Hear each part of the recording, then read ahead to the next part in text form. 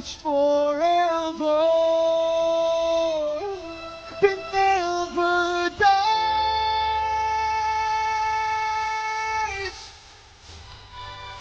I want to belong to someone, someone who can take my heart home. Over I don't always feel alone. I wanna belong to someone, someone who is always near me, someone who really hears me, someone who can save me from me. I wanna belong to someone.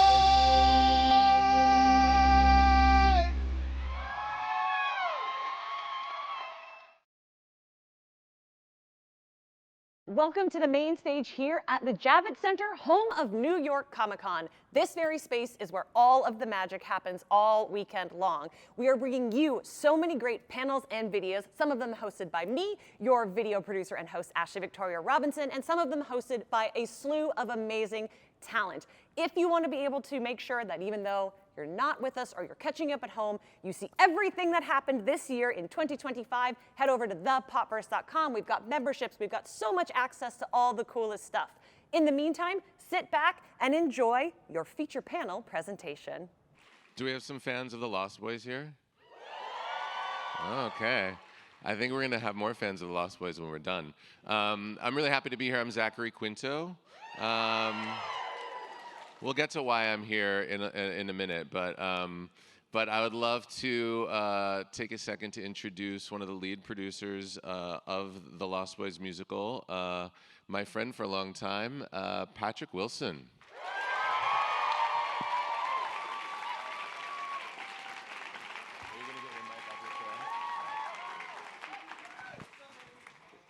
Oh, hello. There we go. What's up, everybody? Oh, man. It is so great to be here. It's been a minute since I have been at New York Comic Con. But of course, you guys are vets, and it is such a thrill to be here as a producer on this incredible show. So thank you. My first time producing a musical with my partners, James Carpinello and Marcus Chait, who are here. We will get to how that all started. We are all long friends for about 30 years, went to college together. And we always wanted to do the show, Marcus specifically. And several years ago, we acquired the rights. We'll get to the whole origin story when we do our actual talk back. But this was one of those movies. Oh, God, I can tell I got a lot of fans here. For me, you know, I mean, not trying to age discriminate, but I feel like there are probably people here, but maybe close to my age that, you know, I was a teenager, the age of the Frog Brothers at the time. And then working with Joel later, I did Phantom of the Opera with Joel Schumacher many years later, and so this really, you know, we'll get into, I think, what you guys respond to, what meant so much to you, as I'm sure it did to me when this movie came out, and really changing the whole way that we just viewed vampires and how cool it became, and what it really meant to be an outsider, right? Because a lot of us that were teens during that time, if you felt like different than everybody else, this was kind of the movie that both hit the horror, the comedy, the melodrama, and of course they just looked so damn cool. So for us, you know, maybe some of you know, but I started out in musical theater, so this was one of those things that it felt like a great combo of, like, the score to the movie was so cool, but yet, like, you couldn't really, we'll get into all this, I know. It's hard to do as a musical. You're not going to just take the song, but you want to take the core of what meant so much to you as a kid with the movie. And so between the horror, the comedy, and just the music, it just felt like, man, this is the show. Why hasn't this been done a musical? So we'll get into all that as well in a minute. But first, as we started to think, my partners and I, like, who could take the reins to this show? Our whole mantra the entire time of putting this show together was we wanted to be forward-thinking. Like, where is theater going? Like, we want to be as inclusive as we can. We want to be as daring as we can, as bold. And as we got together with other people who produce for a living and run the whole musical theater scene, right, to our agents and sort of shaping how this show could take place, if it's even possible, one director stood out at the top. So I would like to introduce him to you now, and we'll get to how he came on board. But this is the two-time Tony-winning director, one of the most daring and imaginative and creative directors that we've ever seen, Mr. Michael Arden.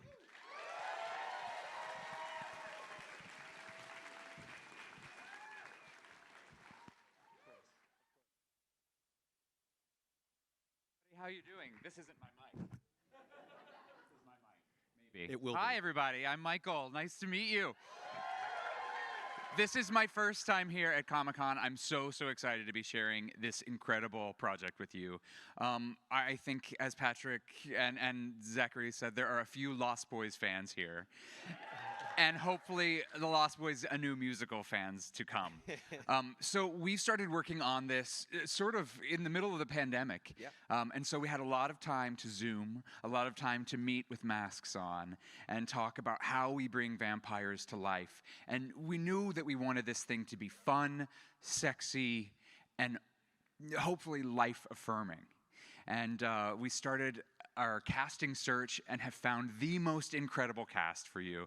And today I have the extreme privilege of welcoming our Michael Emerson to you and introducing him to the world. But before I say that, I just want to say, let's talk about it. Jason Patrick in the film as Michael is like the hottest thing that anyone's ever seen. Like, who agrees? Yes, absolutely. I think many of us wanted to join whatever gang he was in. So that was one thing. We knew we had to find somebody who had that type of charisma. And also, this score for The Lost Boys, as you'll hear a tease of today, is truly incredible, written by an incredible band called The Rescues, which we'll hear more about later. One of, if not my favorite band. And when this young man came in to sing this music, everyone just knew immediately this was the voice that had to be our guide into the world of the Lost Boys. So he came from LA into an audition, flew in on a red eye, sang for us in the morning. By the afternoon, we were like, this is our Michael. So I am so pleased to welcome this man to the stage who's going to sing the song Belong to Someone. It's Michael's first song as he begins to enter the gang of the Lost Boys. Please welcome LJ Benet.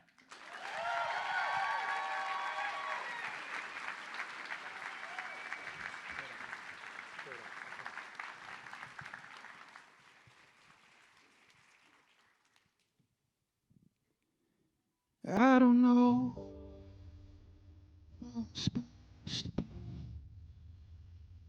It's like I'm always fighting good. I hear something.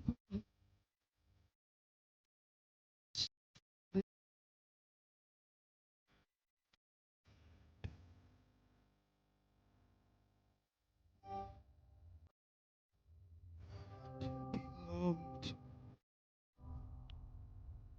Someone who can take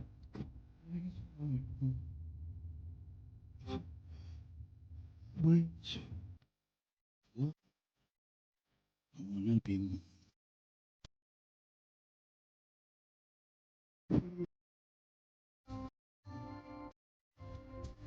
Someone who knows. Someone who can save me from me. I wanna be to someone, to be part of something real, to be half of a whole, to be truly connected, to surrender control. I need a melody that's gonna stand up for me. 'Cause for so long I've been lost in the people of life. Is there someone out there waiting to be found? Who's gonna reach out for me? I'm tired of wandering around, been searching for something more, something I'm looking for. I wanna belong to someone. Someone make me feel like that. give me what I never had. Be the place where I belong. I wanna belong to someone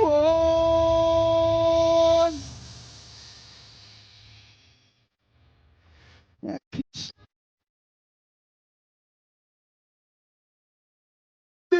us forever. That never dies.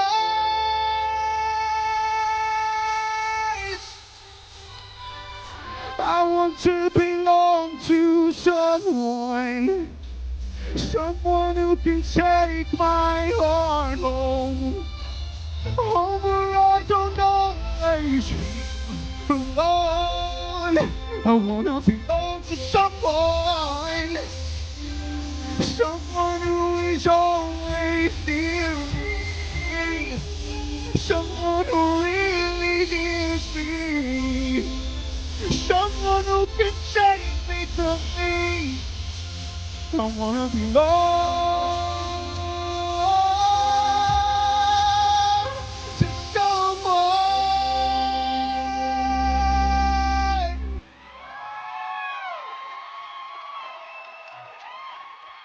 Thank you.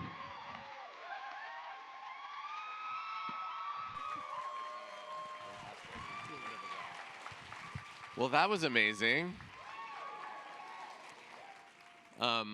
We heard that in the sound check, and it just really felt like in the room, that there's something special about what's about to happen with this show. So it's really exciting to be here with everybody and to share this with you. And let's have a little chat about it. So let's bring everybody up. Let's start with the cast, right? So you just met and heard from LJ Benet. Let's bring him back. Playing Michael Emerson. And let's bring out Ali Louis Borsky, who's going to play David. Please sit there. Good job. That was amazing. And then let's bring out Maria Weiris, who's going to play Star.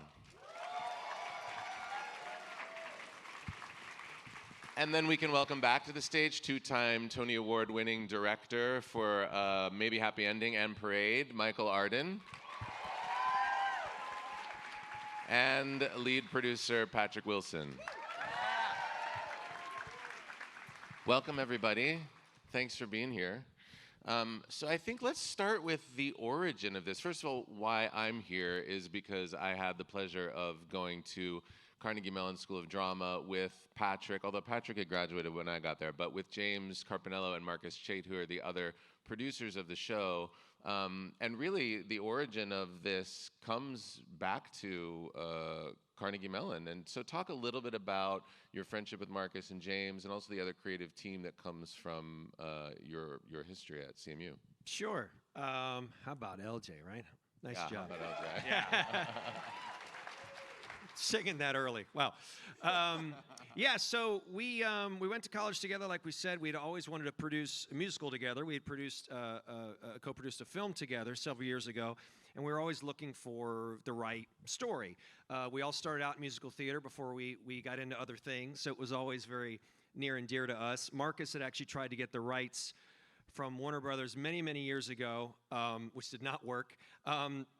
And then it started playing a lot. I don't know if you guys remember, but over COVID, as we all were kind of sitting there, it kept coming on. And Marcus called us like in the summer of maybe probably 2020 or so, and said, "I really want to go back to this show. I feel like this really could be a musical." So I kind of took a look at it again, even though I love the movie. But it's one thing to love a movie, but you kind of remember the time that you loved it, right? So then you got to look at it as an artist and go, okay, could this work on stage? And you can go through the history of how vampire musicals don't work in the theater, which of course we know all of them.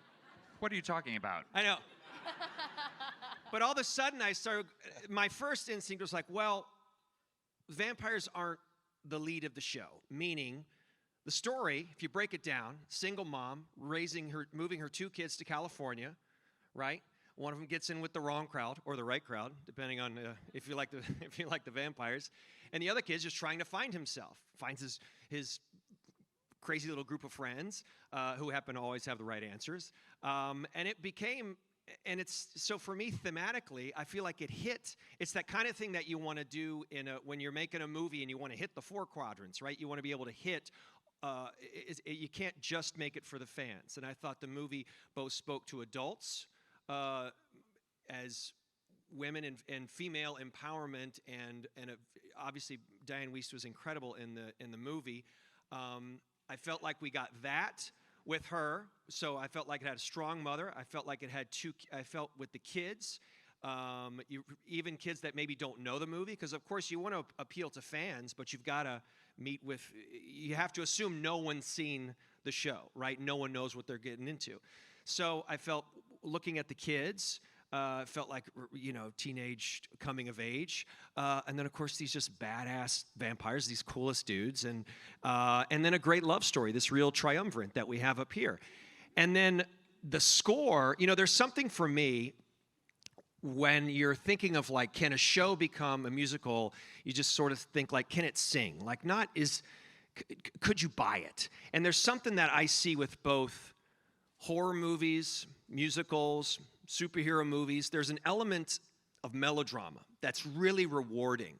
And it's not, some people could view it as camp, but there's a reality of it being heightened that I felt like this show in particular, this story, just lent itself so much to being a musical, if you could get the band right, if you could get the score right. Yeah, so you set out to build a creative team. You've paired, obviously, theater veterans with some newcomers. Talk a little bit about the alchemy of bringing this creative team together. And then Sure. I'd also love to hear, Michael, what your first impressions were and what excited you about the project. And then how did you go about setting to find the right band, the right musical contribution to this? Because obviously that's such a huge part of the equation. Yeah, so we knew we had to find the right director to have the right vision, because even though we had our kind of ideas, I don't have that kind of theatrical directing brain. So we knew we needed somebody to really, really, really guide the ship. And so we went to Michael early on, super early, and he can talk about how that went, but we all sort of were trying to figure out what is the sound of this show. As much as I love musicals, we all love musicals, it didn't seem like a typical musical theater composer and lyricist. So in thinking of, like, we know we wanted the music anthemic, and we wanted to walk out singing the tunes, but we needed it to be theatrical. And Michael said, you guys should check out this band, The Rescues. Take it away. So yeah, I think I first started talking with you guys about this in the summer of 21, I think, or late 2020, and yeah, it was apparent from knowing the movie and sort of diving back into the movie, saying, like, yeah, this is a really fun movie, but can it sustain being a full musical? Because it's a different experience watching something on screen than having to travel to a theater, sit down in a seat, get up for intermission, come back to your seat. It's a different set of needs that you have.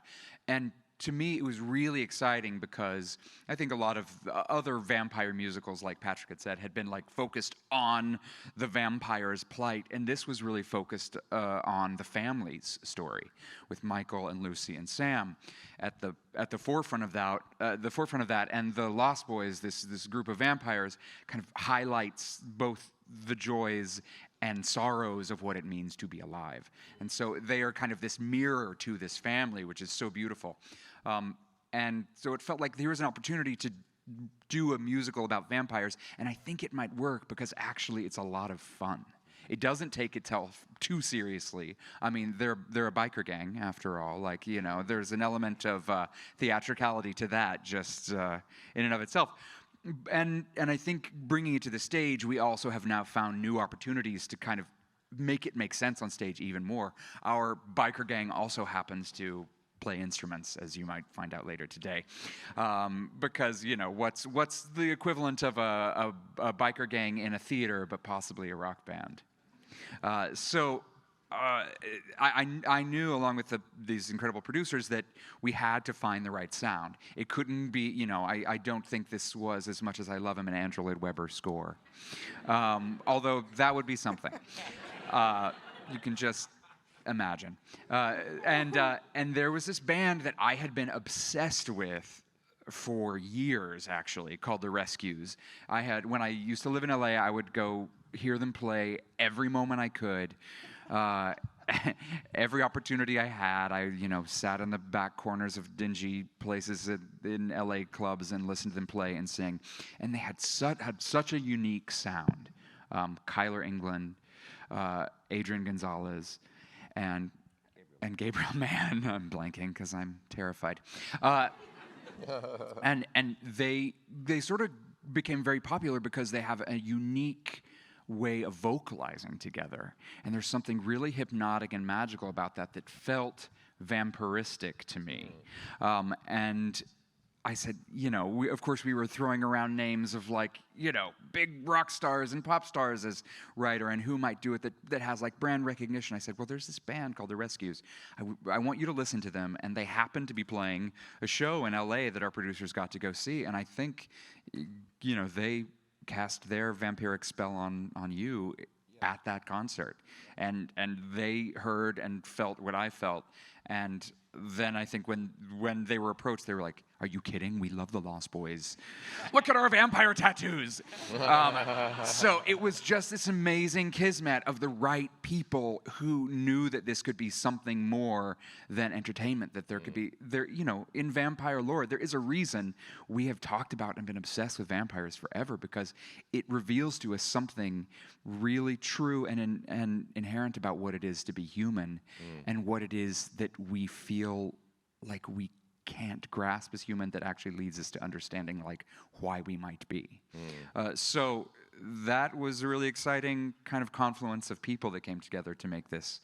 And that's always so important, the alchemy. I think that's especially for something like this. And Michael, talk a little bit about, anybody who's seen your work understands your capacity for visual execution and the theatricality of the balance of scope and intimacy, which I think is a hallmark of what you do. So talk a little bit about how you approach that. And anybody who is familiar with the movie, I think, has certain familiarities or expectations for the world. So how do you approach it from a physical production standpoint? And without giving too much away, was this process different for you than other stuff you've done, or did it kind of fall in a dovetail?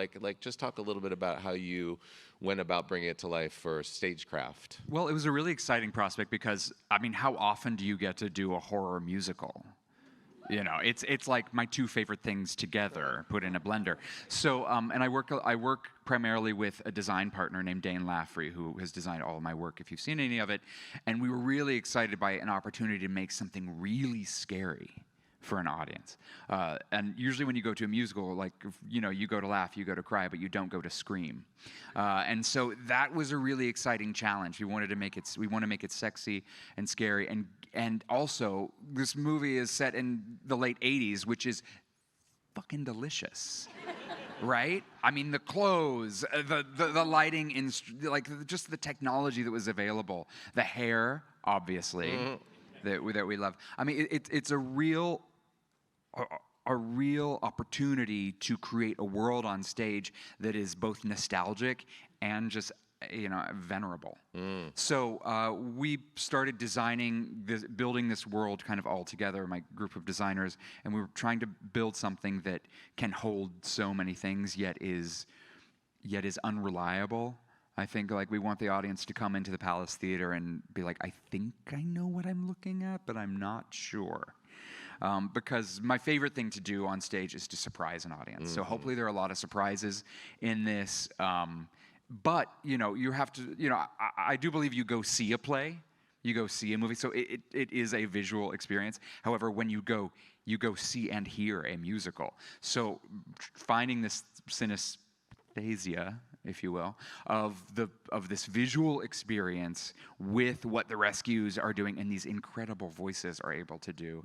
It's kind of, I think musical theater is kind of, it's like the secret weapon of the arts, because it gets in every artistic avenue into the soul of the audience, and you're in the room where it happens, as it were.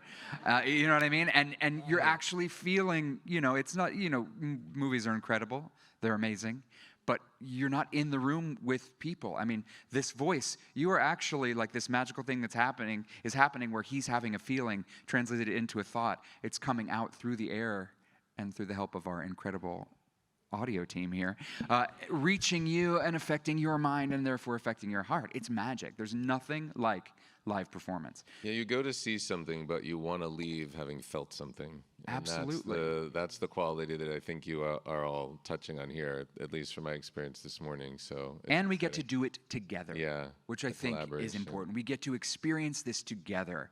And which is what I think the world needs, is we need to come together to witness things. More than ever. Well, let's talk to some of these amazing voices. For you guys who are of a different generation than us, who were around when the movie came out, had you seen the movie before? Like, did you know the Lost Boys before you had the opportunity to audition for it? No. Well, I think we're all, I see it on your faces.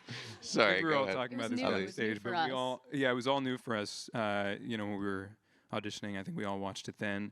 I will say I feel like I've made up for lost time by watching it so many times now. Yeah, I mean, I grew up on 80s movies. Somehow I missed that one, which is a mistake.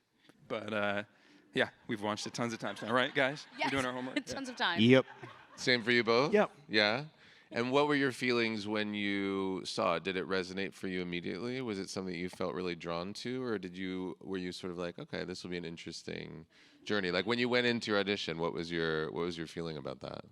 Maria? 100%. I loved it. I love the heightened nature of it. Like Patrick was saying, I love the 80s. I love the sound and the style. So I was 100% in. It was Yeah. epic. Yeah. I agree. I was Yeah. immediately on board.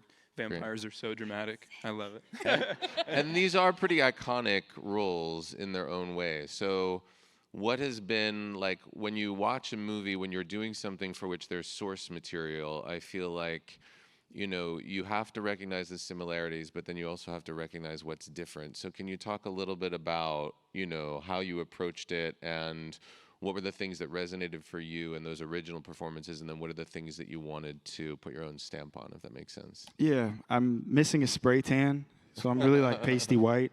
So I knew I had like the vampire part down. And my eyes are hazel, Jason Patrick's are blue. But no, I mean, I watched it and I saw a kid who was trying to find himself. And I saw a kid that wanted to be a part of something, and that's something in my life I feel like I've had this tug of war of always wanting to feel like I'm part of something bigger than myself, and that for me was a lot of what Michael was going through. Amazing. Yeah. I mean, Kiefer Sutherland created one of the most iconic pop culture characters of all time. And I think what really holds, and like what I'm going to try to, keep onto, is there's like this deep intensity, like a non-blinking, just staring you down into your soul, just insane intensity. What I think really lends itself in the theater is that, plus the charisma of it, plus also being a band leader, and now having the extra, being able to also bring people in with music too. So you have that intensity plus being like the leader of a band, and then also just having this like huge space of a theater, but being one of these like sole unmoving objects in the middle where everyone is actively trying so hard to belong to something, and David is just steadfast, still on the ground, 100% certain you're going to come to me. It's like keeping that. Great. Yeah. I guess for me, what I love so much about Star in the movie is that she just has this kind of magnetism that draws you in. She's just so powerful and beautiful and has this, this amazing vibe to her. But what I'm excited about in the musical is that I think we get to know her better, and we get to understand her story a lot more and get to watch her step into her power, as well as explore her relationships with David and Michael. I think it's going to be great to get to know her more with all of you. The fun thing about the musical too is like we have more time. Only a little bit more, but like a slight bit more time to actually, like exactly like Maria's saying, explore these characters and see a bit more of like what makes them tick, which is cool. Yeah. It's also, speaking to what Maria said, like it's incredible on our composing team. The Rescues is two women, getting to write songs for a woman on stage, which surprisingly is a rarity. Yeah. And it's a real gift. I'm so excited about that. And what has the workshop process been to this point? Because you start rehearsals, you were saying, in February, right? So you from the time that you had the first conversation during the pandemic, and then just talk us through, because producing a new musical is no small feat, So if you think 2021, so I mean that's a pretty that's a pretty fast track for producing a brand new musical and getting it on Broadway. Obviously the pedigree of the people involved certainly help with that trajectory, I'm sure, but talk a little bit about the process and the steps that you have to go through. So you do workshops, you do, once you approach the rescues, then it's about I find that so fascinating. So talk a little bit about that process, the evolution of from the idea to the execution. Sure. I mean, we jokingly have a little funny story because the rescues, even before we had our other writers brought on board, they wrote like 35 songs.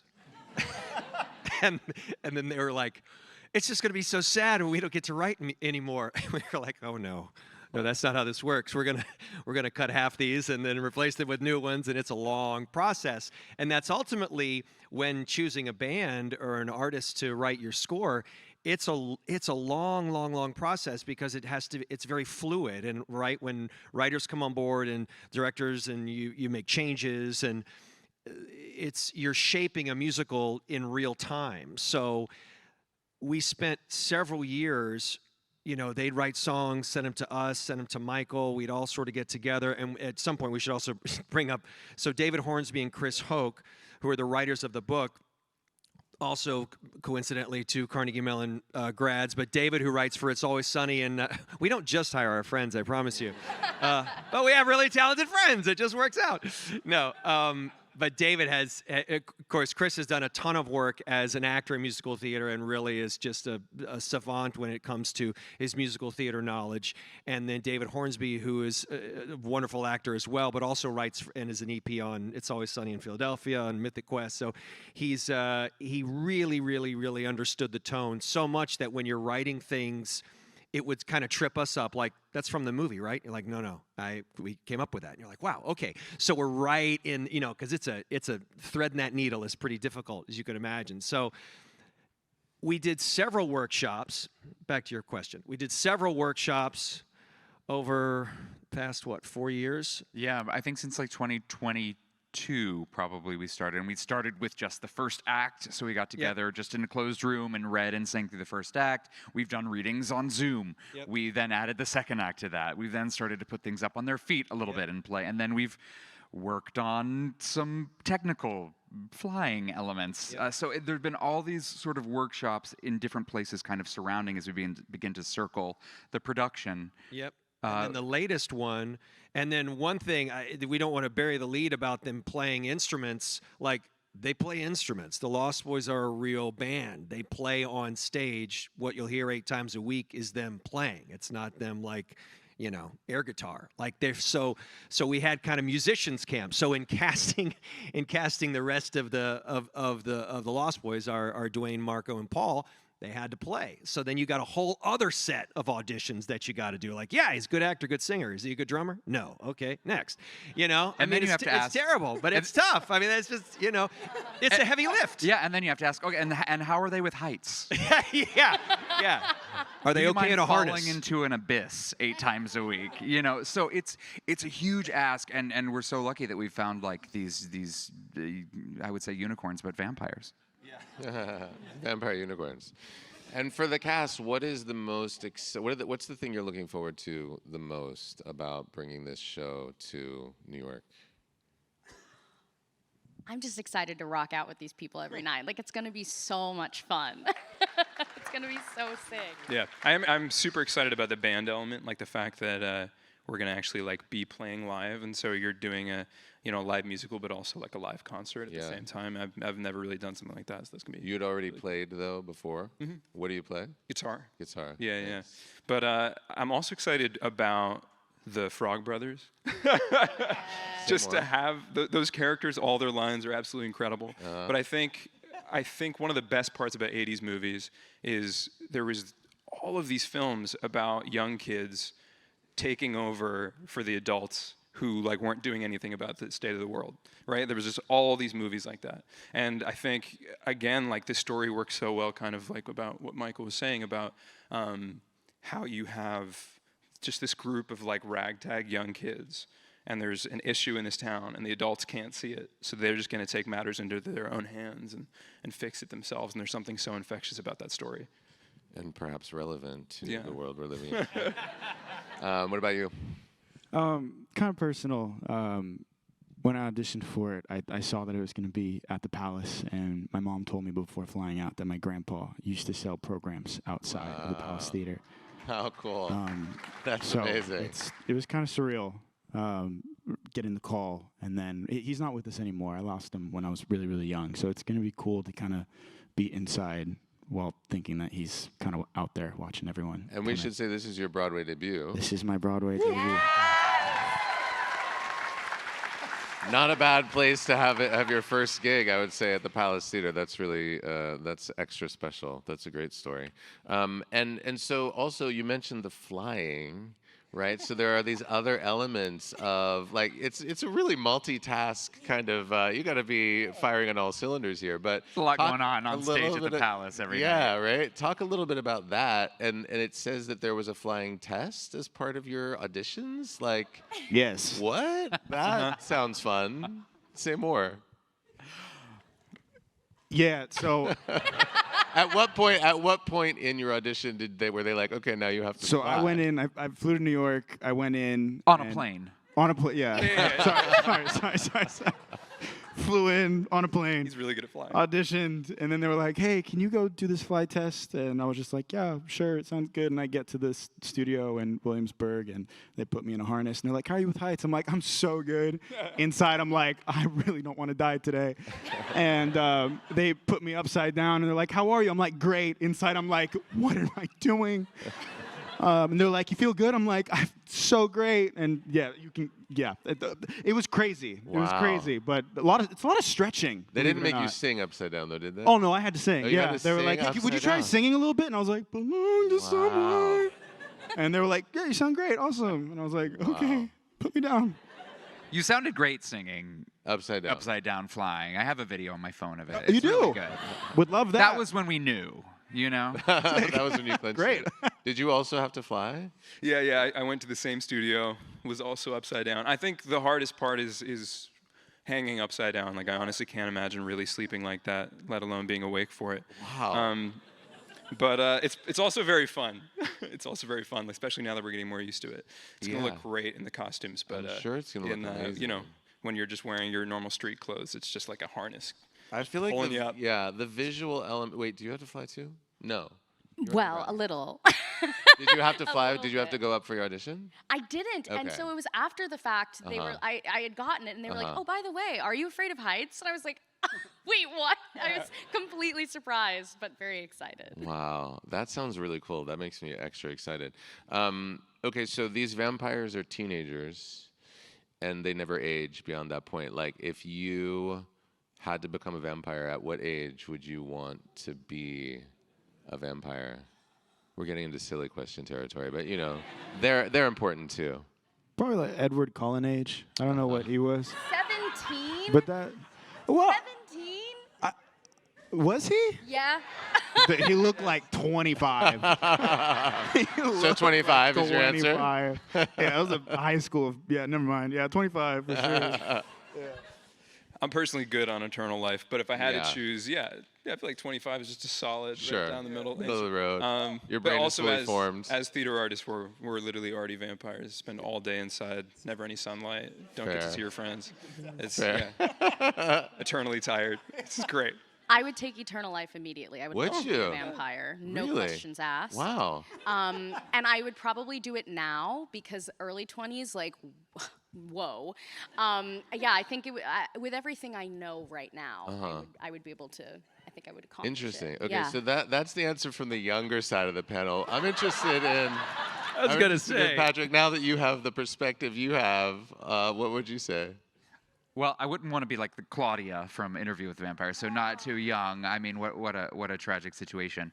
And as Patrick just said, like, you want to be old enough to rent a car. Yes. I don't know. I mean, You can be on your parents' health insurance forever. okay. So you just want to, there's a really good window for becoming a vampire, which I'd say is probably It's a narrow window. mid-20s, I guess. Although now, I'd kind of just say now.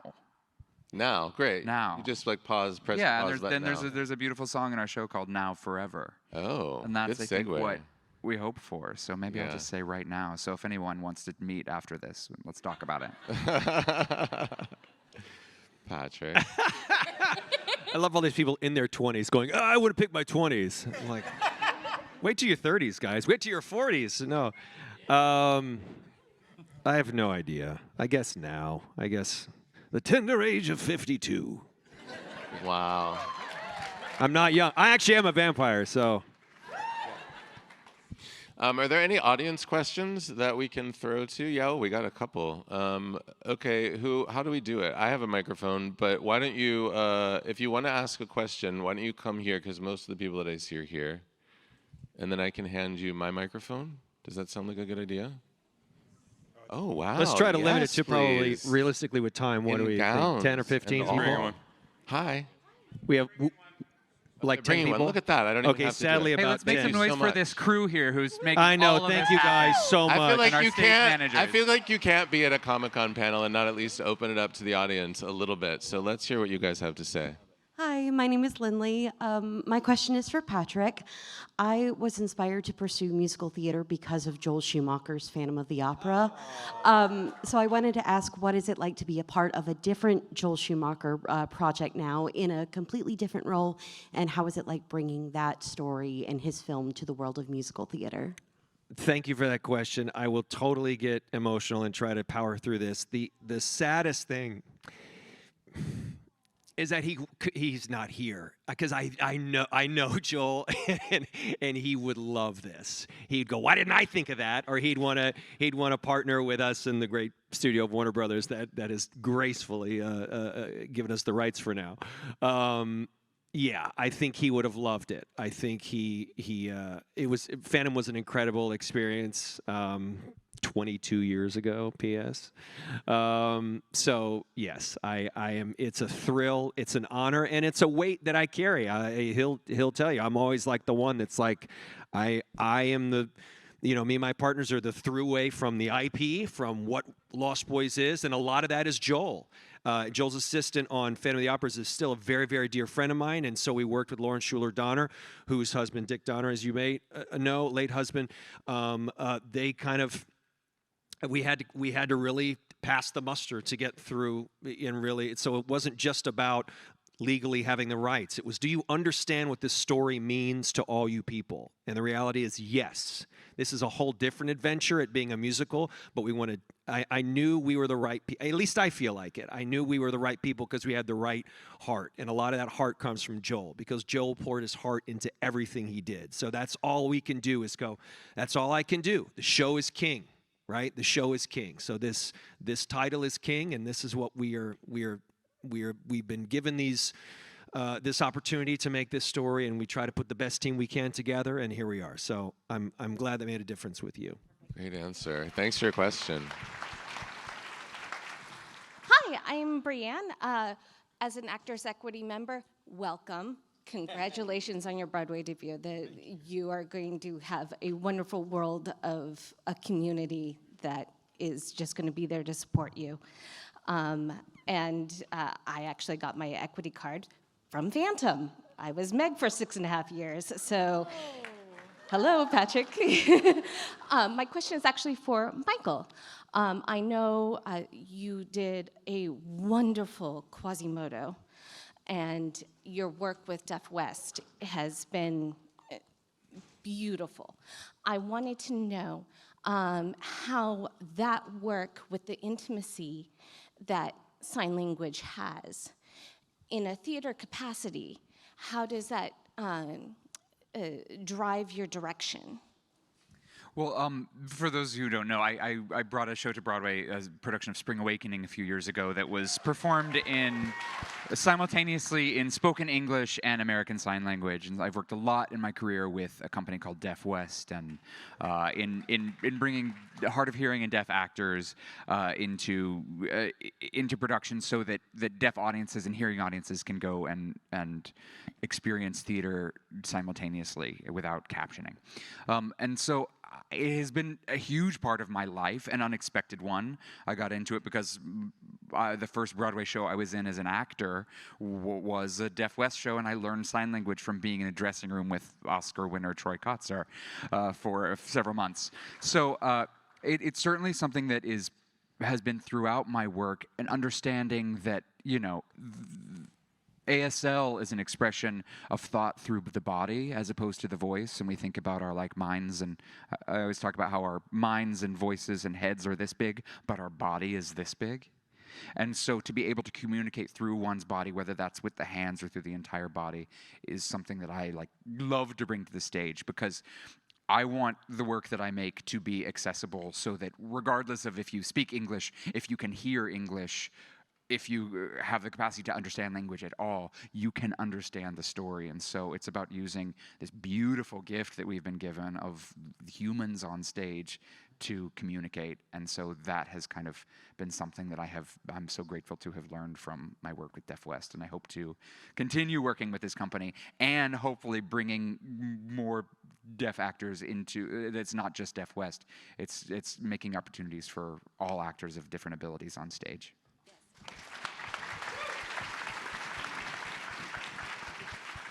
Hi, I'm Kim from New Jersey. One, I just want to say it's so incredible that you're doing this.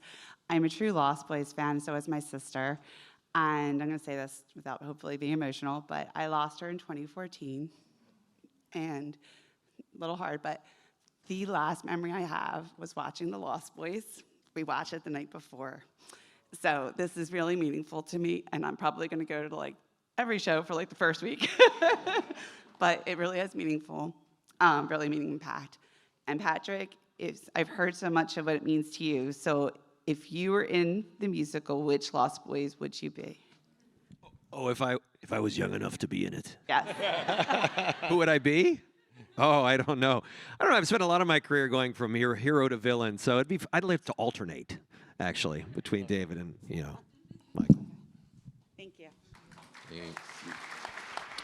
Hi, my name is Brian, and I'm a huge fan of Lost Boys. I saw the opening of the movie on opening night, and a huge fan of the Rescues. I actually went up to you, Michael, at the Rescues concert, and I was I've flown all over the country to see them, and for 20 years. Yeah, man. Whose idea was the Rescues? And you were like, it was mine. And I went home, and I was like, I've got to find out more about this person. And actually, right after the concert, one of my friends met Justin Scribner, and he was like, you have to see Maybe Happy Ending.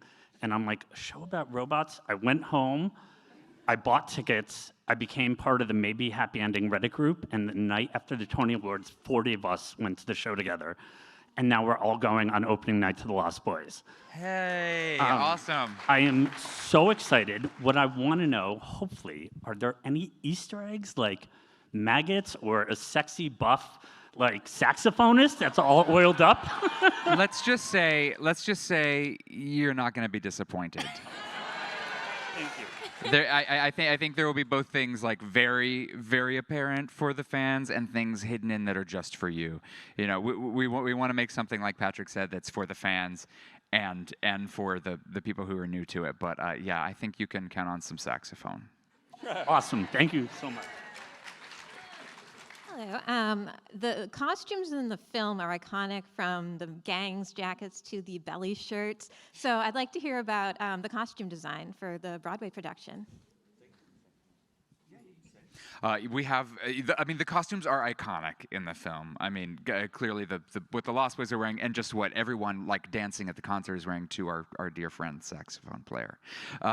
hot sax guy, as we call him. And we have an incredible costume designer named Ryan Park who's working on the show, who I've worked with quite a bit in some immersive work, and I'm currently doing The Queen of Versailles on Broadway with him right now. He's working on the costume team there. And yeah, we want to give people like the 80s dream that they can imagine, and even more so. And we have more time to do it in, so we get even more opportunity. Because, yeah, I mean, like I said, the 80s are a delicious time. It's our San Junipero dream. Hi, my name is Pamela. First off, huge Phantom fan. Like, you and Phantom, Patrick, amazing, love. So as a lot of like us vampire fans know, throughout different movies, books, vampires look different and they vary from whatever source of material you're basing it on. So I would like to know, are we looking forward to seeing prosthetics? What kind of teeth are we looking at? What is the unique vampire look that we can hopefully, are excited to see? Well, doing something in the theater is very different than film. So we have no close-up in the theater. So we're actually relying on the most powerful tool we have, which is the imagination of the audience. Like when you walk into a theater, when you come to see a musical, you're entering a world in which people sing, which doesn't happen that often in real life when walking down the street. So there is a great sense of imagination but I think we're relying on like our lighting, physicality, and less about prosthetics and teeth and things like that. Well, you might have. You'll have to come and find out. But it's more about what we can imagine in part with music and all the elements that we can share, so that the person in the last row of the theater gets the same experiences in the front row. Exciting, thank you. All right, we have time for one more audience question. So, The Lost Boys is such an incredible movie with so many fantastic, infamous, well-known scenes. Without getting too much into spoiler territory, what were some of your favorite scenes to translate from film to the stage? Good question.